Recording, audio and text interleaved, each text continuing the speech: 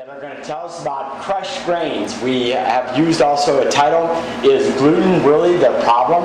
So it's really understanding what crushing grains means and how that relates to gluten. Come on in. And the presentation, they have a PowerPoint here, which is great. And our questions are invited. Chris and Nathan will repeat the question and give them from there. So with that, I'm going to turn it over to Chris and Nathan. Thank you. Thank you. Our company's name is Our Father's Foods. And we drew up our symbol because we think that there's different ways to approach the whole eating process. And over on the right, you've got the silo, you've got the barn. That symbolizes bringing food in, that symbolizes feeding people, that symbolizing filling their stomachs. Now, there's a lot of that available today. The nourishment becomes a problem. And that's where the church comes in. Church comes in, represents faith. And when you eat food, you can eat any food out there. Are you being nourished? So what we want to do is take care of the nourishment part of things. We want to feed and nourish. But you really can't test and find out the nourishment in food. Eventually, what we would like to do is to be able to have grains bought and sold by nutritional value. So that a farmer that puts some time into his fields and raises it right, prepares the soil, does everything, has better nutritional food, then he should receive more money. So eventually we're hoping that we get to that point with our processes here. And so once again, to get the most out of life, you need to feed and nourish people. And our facilities are FDA and USDA approved. Now, we talk about why to buy our food. Healthcare is a big issue. I got up this morning, turned on the news, the first thing I see is stuff about healthcare. Whether it's the Affordable Care Act, a new healthcare bill that's supposed to be coming about, Medicaid, Medicare, pharmaceutical companies, and they all have negative tones to them when people talk about it. People are not happy where we're at. People are not satisfied with the increasing cancer rate, increasing diabetes rate. And so we have to do something different. The definition of insanity is doing the same thing you've always done and expecting to get a different outcome. So something's got to change. And I've coached basketball for many years, and this is probably one of the best things that I have preached to my teams is that control what you can control and don't worry about the rest. We can't control any of this stuff. We can control preventative health care. We can control nourishing our bodies. We can control building up our immune systems. And those are things that we need to work on. And that's what we're about. What determines healthy food? So we've come up with 5 different steps we think is what determines what healthy food is. The first 2 has to do with the farmer. 1, the kind of seed they get, GMO, treated. And 2, how they prepare their soil, if they're using pesticides, herbicides, any chemicals on their field. So that's kind of what we're going to look for. 3 and 4, that's where we come in. We got a patented machine that we process the food with, and we can also package without preserving, without using preservatives. And 5 is up to the customers. After you buy the grain, how you prepare to eat it, what you mix it with, anything you're doing to prepare to eat. And so going back to 1 and 2, we did some research and we found that the CDC reports, the Center for Disease Control reports, the average American has 29 pesticides in them. They've run tests and they have found that the average American's got 29 pesticides in them. We thought that was kind of alarming. So as a company, Our Father's Foods, we're going to try to go to the best seed, like he said. Earlier we get our seeds from, or our grain from North Dakota because they've got some of the best grain in the world. They got a cooler climate up there, so they don't need the pesticides or the herbicides to keep away bugs or weeds just because of their cooler climate. So we make sure that we're getting the best wheat that we can. Here's our patented machine. We call it the bin crusher. It does not destroy any cells because we are crushing. Those cells are destroyed. Underneath this, there is a sieve, which we get 4 different particle sizes. The ones are what you'll eat, is kind of like their replacement for flour. And we got 2s, 3s, and 4s also that come out of this sieve. Here's our patented process, incremental crushing. An example of incremental crushing is seed deconstruction through crushing, overwhelming with power. What that means is, imagine you're tearing down a house and you're taking it apart piece by piece. You're taking out the nails, you're taking down the doors, the walls, and you're stacking them in neat piles. Well, so the cells remain whole and no oxidation of cells, and then we come down here, no grinding in our process, which destroys the grain cells. Now you go back to that house and you think about grinding, you're just taking a wrecking ball, you're going through there and you're knocking the whole thing down, you're not caring where anything's at. So that's kind of the difference between incremental crushing with piles of the house sitting around and grinding, which is just destroying it with the wrecking ball. Some benefits that come from incremental crushing: extended shelf life. We've had some of our products sit on the shelf for 3 years before, and it never went rancid. We don't need any chemicals, preservatives, or enrichments. No heat is needed in the crushing process. Leaves natural and live nutrition in the grains, and they also leave complex carbohydrates, which we will get into a little later. So what we've figured out is more natural nutrition minus a synthetic presence equals health. One of our products that we crush and we are marketing at this point in time is crushed flax. Now, benefits of flax overall: it's one of the top plants in omega-3s. That lowers the LDL and it raises the HDL in your cholesterol. And the key to cholesterol, which I'm not sure how many of you are aware of, but is the difference between the two. And so what you're doing is working at having a proper gap between the two. But you have vitamins E and B complex. It's very heavy in those two vitamins. Minerals: manganese, potassium, calcium, iron, magnesium, selenium, zinc, all of which are extremely healthy. But probably the one that most people don't quite know yet, because it's just new, is manganese. Manganese is something that Center Seeds out of Sydney has come upon, and they've got some early data to support this. But manganese is the one mineral that we need for mental health. And they say, not they, we've had a mental health expert told me that instead of he or his family taking an antidepressant, which we've had numbers as high as 85% of the population are on antidepressants, that he would go back and he would use a good source of manganese before he would take an antidepressant, and felt pretty comfortable that he would get things taken care of. So, and this right here is very high in manganese. I think when we get further on, we're going to find out that the daily recommended allowance of flax a day, 2 to 4 tablespoons, gives you 208% of your daily allowed manganese. So you get plenty of manganese with the flax. It's also big anti-inflammatory. And with the anti-inflammatory, it lowers blood pressure, takes care of coronary disease, and those two things, because it keeps your blood vessels elastic so that they can go with the blood being pumped instead of becoming hardened. Breast, colon, and prostate cancers, and arthritis. So this is good with that anti-inflammatory aspect of flax. And flax is so powerful that in India they use it to treat patients. So it is food for medicine. And we can take all food for medicine if you get good healthy food, but in India they literally use that as a medicine. Now, benefits of crushed flax: all natural nutrition.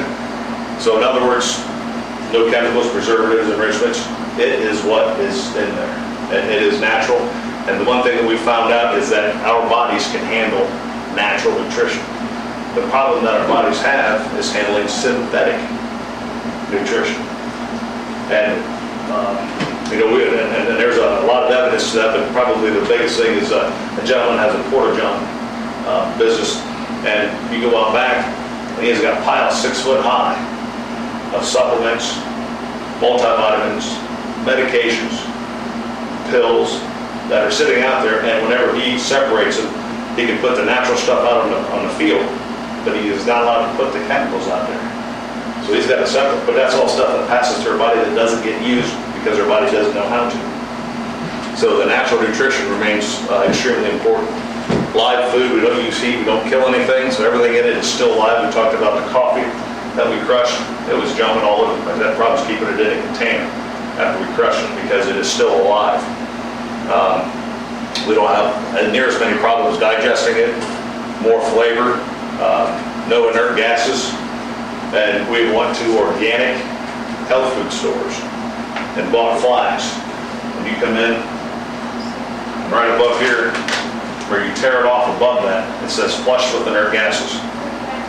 Inert gases basically are heavier than air. They pump it in to force the oxygen out so that it doesn't oxidize as fast. Now this is organic flax.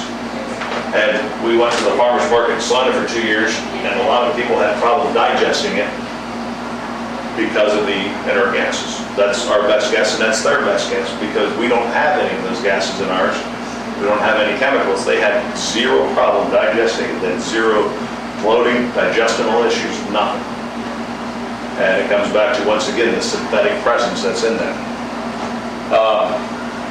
And our stuff does not need to be refrigerated. Once again, it sits around like a whole seed. So it'll sit around forever because we don't destroy cells. At room temperature. At room temperature, yes. It does not need to be refrigerated. Now, once you make the bread, then you'll need to refrigerate it. We put flax on just about all of our breads, but it doesn't need to be refrigerated after you bake with it, because you do destroy cells when you need it, when you work it. But before that, we do not destroy cells. Even though you use some of it and you seal it back up, you still don't? Oh, no, this right here, yeah, you don't need to. Even after I've used some of it, seal it back up? Yep, you don't even have to seal it. You can let it sit open. No problems. As long as you keep moisture out and you keep bugs out of the package, it'll stay good. As long as it's got that zipper, it's got seal on top. You talk about live food, no heat, but when you bake something, does that affect Well, yes. Live food and no heat will keep it alive better. But when you go to bake it, then you will start to lose some of the nutritional value of it. Now, I don't know how much. That's one thing that we have not went into and have not investigated at this point, which is why we'll bake with it, but we still eat it live, eat it raw as much as we can. And the reason that we bake with it is it's a good binder. If you put two tablespoons of flax For a quarter cup. and a quarter cup of water, it starts to release warm water. It starts to release the oils in the flax, and instead of using like a vegetable oil or anything like that, that's why we bake with the flax, because it releases those oils, and that's the binder that we use in our breads or whatever we're making.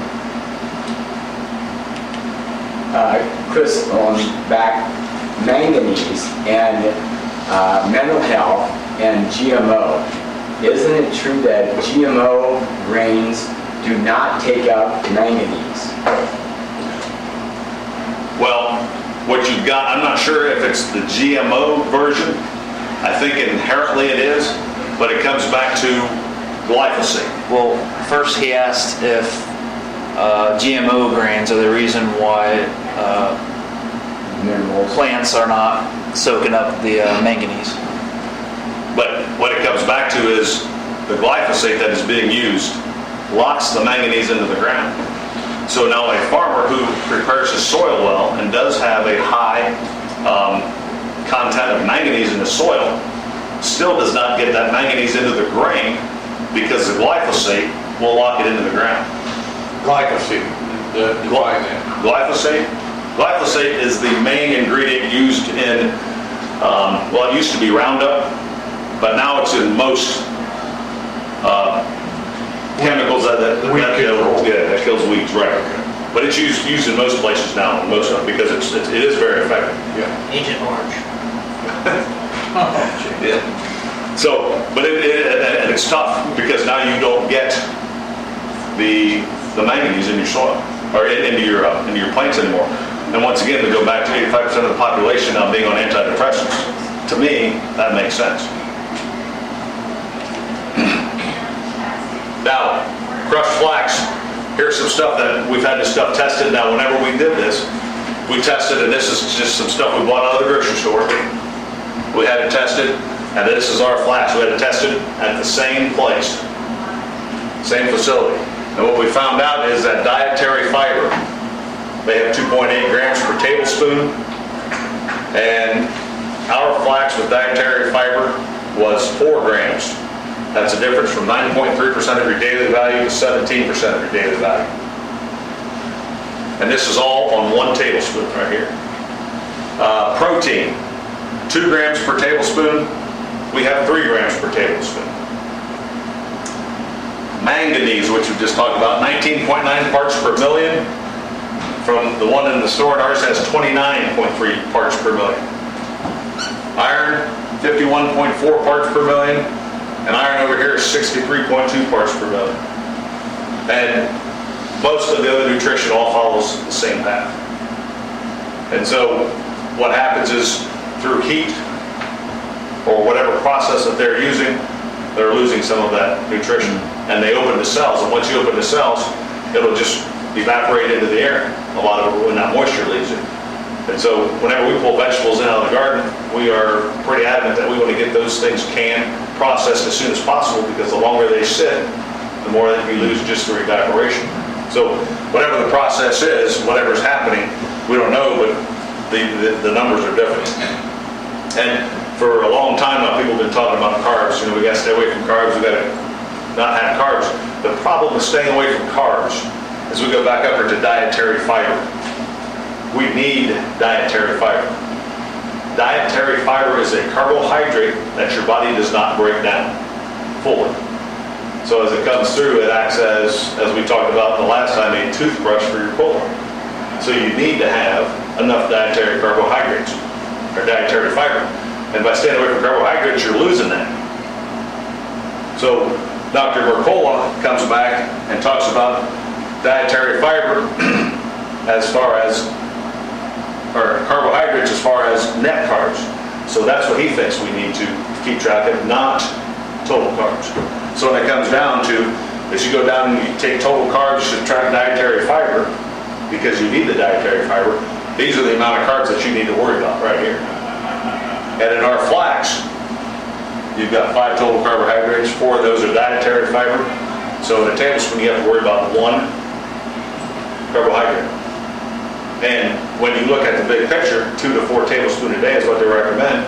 You eat your flax, you only have to worry about 2 to 4 grams of carbohydrates. Yeah, but it's probably complex and good, and it isn't one of the ones that puts on the belly. Right, exactly. And you know, one of the things people ask about, what are some uses of flax? Flax is somewhat of a new product for a lot of people. But you've got everything from protein balls, mashed potatoes, you can throw it in mashed potatoes, you've got smoothies, you've got muffins that you can put it into, cereals, cookies, bread, cinnamon rolls, which we would have had these this morning if I would have been a little more ambitious. But down there you've got yogurt, salads, cottage cheese, and granola. So you can put flax in any of that stuff, and any more. The last time we had a presentation, all of a sudden, we had a bunch of people out there, and they started throwing up all these different ideas I never thought about. So there's a lot of different ways that you can use it and get your daily allotment. I don't know if you know this, but would it be a substitute for something, or is it just a supplement to whatever the recipe might be? Used some flax. Yeah, flax would just be a supplement. Flax is going to be hard to substitute for anything because of the unique qualities of it. But, like what Nate talked about earlier, the whole binder issue. Now all of a sudden you take out any type of oil. We went from using oil years and years ago to applesauce, which we make our own. So then you use applesauce as a binder. Well, we got away from the applesauce and the eggs, and now we go to flax. Just straight flax? So just straight flax, yeah, that's our binder. That's the only binder that we use. And it keeps it more moist because of the oils. You soak it before you add it to your recipe? Do we soak the flax? If you're going to bake or something, to use it as a binder there? Yes. And what we do is 2 tablespoons of flax for a quarter cup of warm water. Let it sit for about 5 minutes and it works great.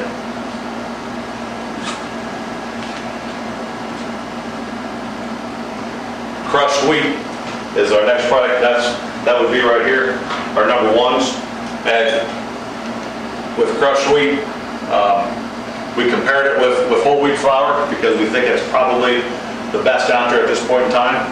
And whole wheat flour, this is when we found out germs are removed along with, the germ cells, along with half of the unsaturated fatty acid, virtually all the vitamin E, half the calcium, 70% of the phosphorus, and those are probably the big ones that they have to take out so that it doesn't go rancid, so that people don't get sick from eating it, they don't get sued.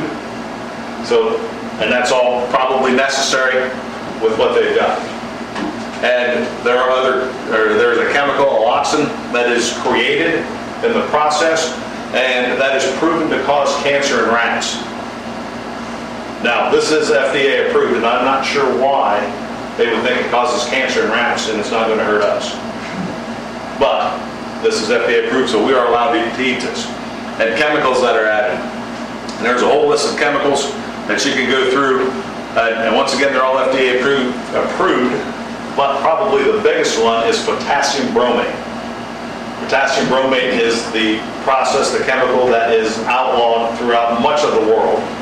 And that potassium bromate, what it does is helps age the wheat or the flour. They don't use it with wheat, they use it on flour, but they age flour. And if you don't use potassium bromate, which takes you about 2 or 3 days, then you need to let it sit for probably 3 months. So it just speeds up the process and allows them to go through a lot more. And most of these chemicals up here are linked to cancer, diabetes, ADHD, other health issues.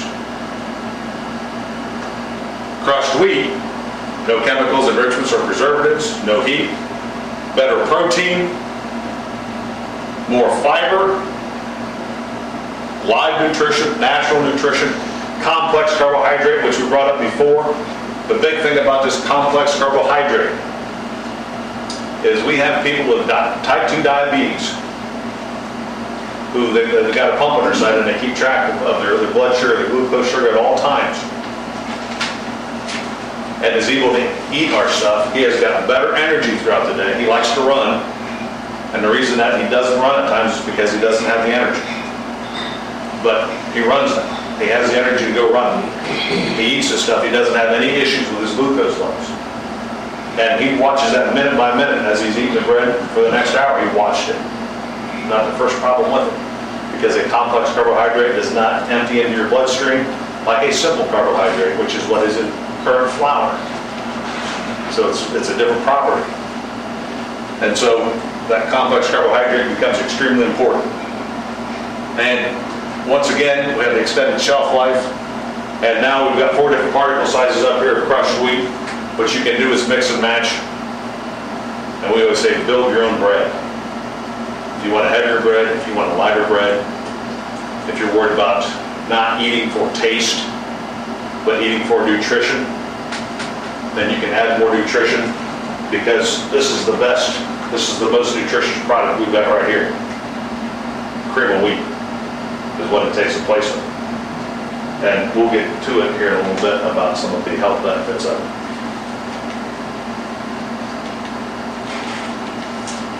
All right, fiber and crushed wheat. In regular flour, you've got 0.85 grams per quarter cup. In crushed wheat number 1, you've got 1 gram per quarter cup, so a 15% increase right off the bat. When you go with the number 2s, you've got 6.3 grams per quarter cup. So you are increasing dramatically the amount of fiber that you're getting in your diet. And it's dietary fiber. And there's a different types of fiber. I think the only type you really need to watch is dietary fiber. Comes from whole foods. The other type of fibers are all a little bit different, and I don't think they're near as beneficial to you. Number 3s, 21.9 grams of fiber per quarter cup.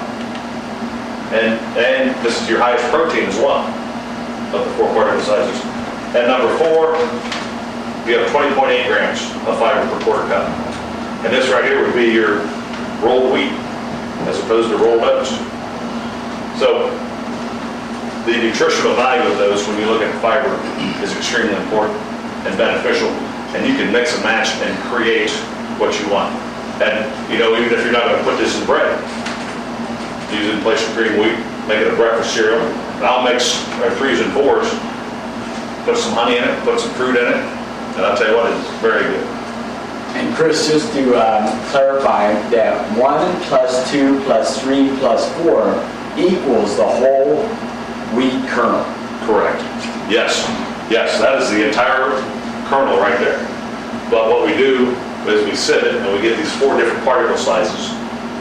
We get different nutritional values in the different particle sizes and different uses for them. Does that mean that each kernel breaks exactly the same way, so that the germ goes into one section and The germ is in all 4. So what happens is whenever we break it apart, you have got different parts of the wheat. But the biggest thing that happens is the glue that holds all these cells together, which is going to be right here, your number 1s, that glue will break apart. And that's like pulling out all the nails, because that's what's holding everything together. And then the cells will go in different particle sizes and different groups, different clusters. But you will find this glue in all 4 particle sizes. So you don't eliminate any of the particles or any of the parts of the wheat in any one of those. What happens is they separate, and you have germ cells in all 4 sizes. You have got your crushed wheat number 1s in all 4 sizes. You've got protein in all 4 sizes. But it separates into different groups of particles separately, like a salad. All your lettuce is going to come to here. Your radishes will go over here. Your onions are going to go over here for the most part, but you still get fragments of them. So they are divided throughout the entire grain. It's like 3 sizes. 4 sizes. 4 sizes. Yes, yes. Talk about gluten. Can you discuss gluten? Oh, yeah, we'll get to that here shortly. Yep, we'll get to that. And when we go back to the fiber, the recommended daily allowance of fiber for people over 40 years of age. Women need 25 grams, men need 38 grams. So if you eat a 1/4 cup of cream of wheat, women have almost their diet or their dietary fiber for the day. And whole grains are your second best source of dietary fiber. But the thing that happens still, even with whole wheat, because any other process out there destroys cells, they need preservatives, they need something to keep it from going rancid. So whenever you look at the dietary fiber, they put that in, that starts to wear down on the fiber, makes it softer so that your body can digest it. And with the number 3s, or I guess with all of our stuff, we don't use that process. So crushed grains are going to be even better than what the scientists out there right now, the nutritionists, say that fiber is, because our fiber is more natural. So whatever they say that whole grains are at this point in time, I'm saying that this stuff right here is better. Now that's a claim. I don't have any evidence to support that, but it all makes sense. And this is something that I just come upon. Health benefits of dietary fiber. It helps with diabetes, coronary heart disease, stroke, hypertension, obesity, gastrointestinal diseases, blood pressure, and the serum cholesterol levels. So there's a list of things that will help when you increase your fiber. So here's a list of countries that have banned the white flour that we make over here in America. As you can see, there's a big long list, and just to show you how recent it's been, India in June of last year just banned our flour from their country. We've tried to go up to Canada with our stuff to show them what we got, and they will not let us cross the border with our stuff because they think it's the white flour. So we weren't even allowed to cross the border with our crushed wheat. In Singapore, he was talking about potassium bromate earlier, how bad it is. In Singapore, the penalty for using it is 15 years in prison and a $500,000 fine. So just to kind of show you how serious this stuff is, other countries are banning it and putting big penalties on it, but it's okay over here. All right, the gluten issue that you were asking about. Now, this is a lady, Paula Fagoni, who's a culinary expert out on the East Coast. And she wrote a book, How to Bake. And in this formation and development of gluten, the very first section, it says flour itself does not contain gluten. Flour itself does not contain gluten. What it is a process where you destroy these cells. And to get technical, you have two proteins, gluten and a gliadin. And these two proteins have to be introduced to oxygen. Now it can be through water, but H2O has oxygen in it, or just straight oxygen. And once you mix all three of those together, then you start to form gluten. And whenever you form gluten, that is what allows that bread to rise. It forms the outer shell. So as the gases come up, the stronger, the better your gluten, the higher the rise, the better the loaf. And whenever that all takes place, or in order for that to take place, you have to knead it, which is why they say knead. You're destroying more of those cells, and you're opening up those two proteins to the oxygen, mixing it all together, and you're going to get a higher loaf. So with our stuff here, we are not going to say that it is gluten-free. But one thing we will say is that we have had well over 130 people, probably closer to 150, with gluten intolerance, even as much as celiac, who have eaten our stuff and not had any problems. They come back to get more. We just had a lady from Fort Army who has a health food store, and we showed her our products. She took it to 3 people who had gluten issues. All 3 ate it, liked it, and wanted more because now they can't eat bread again.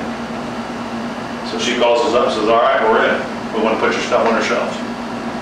So with the gluten thing, it's a little different animal. And my thoughts on gluten, gluten's been around for 5,000 years. Why has it only been a problem in the last 20 years? And we've talked to many, many people about this. We've talked to scientists, professors from colleges, and nobody really knows. My father asked a couple of different professionals, I'd like to have a list of grains that contain gluten. He has not gotten a list. And this has been probably 3 years now. And they're all afraid to give him a list because they really don't know. There are studies out there now, documented, that say gluten is not the enemy. They're saying that gluten is not the problem, but it is the processing that takes place. And we just spent some time talking about all of the chemicals, all of the processes that are illegal in other countries that cause all kind of issues, diabetes, cancer, ADHD, and yet we want to come back and say that all of those chemicals, all of those processes cause these problems, but we want to turn around and blame it on gluten and not blame it on those processes. So when it comes down, doesn't it make sense that they might be the problem, they might be the issue? And once again, now we've got 130 people plus who are siding on that side, saying the same thing. So here's some websites that we use for the information in our PowerPoint.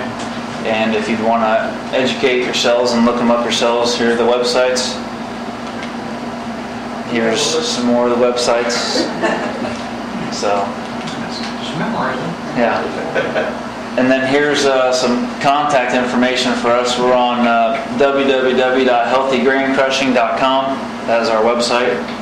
We're on Facebook, Teamwork Manufacturing. Now that is more of producing the machines once we get that far. But we are Our Father's Foods, and we're about selling the grains. And if you get a hold of our contact information and you want a copy of the PowerPoint, we're more than willing to send you a copy of it, where you can have all the documentation. Yeah, it'll be on That it'll site be this. there, the Healthy Green? Yes. Okay. That's our website. Teamworkmanufacturing@gmail.com would be the email that we'll answer it and we can send it to you. And then if you'd want to contact one of us, there's our numbers.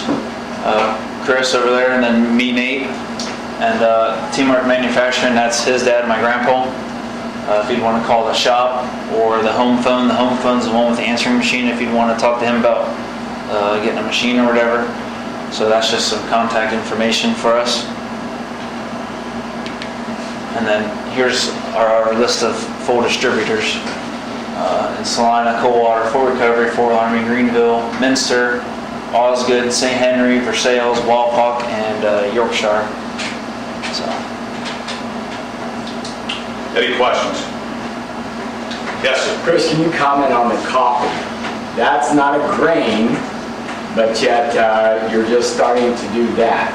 Yes, I've crushed coffee several times, and what happens whenever you crush coffee is we don't destroy cells the same as any other grain. And what happens is all that stuff remains whole, and that gives the coffee a chance to express itself. If you open up the grain cells, basically you kill it, and it just lays there dead.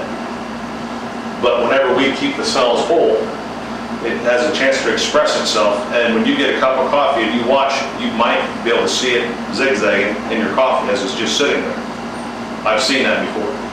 And these, or this coffee right here, I just crushed last night. The other coffee that I've crushed has acted in a certain way, and you can tell it's live because it tries to jump out of the bowl that we're putting it in. But this stuff here was absolutely crazy. I've never seen anything like it. And it was very active, very much alive. And I made the comment earlier, it was like trying to chase a bunch of cows into one direction, and they all wanted to go the opposite direction. And it was tough to keep it all in there. But once again, that speaks to the live value of that food. So there's some pizza up here. So I want to thank Chris and Nate for making the journey from Fort Recovery and presenting for us, and are here to answer any questions. Yes,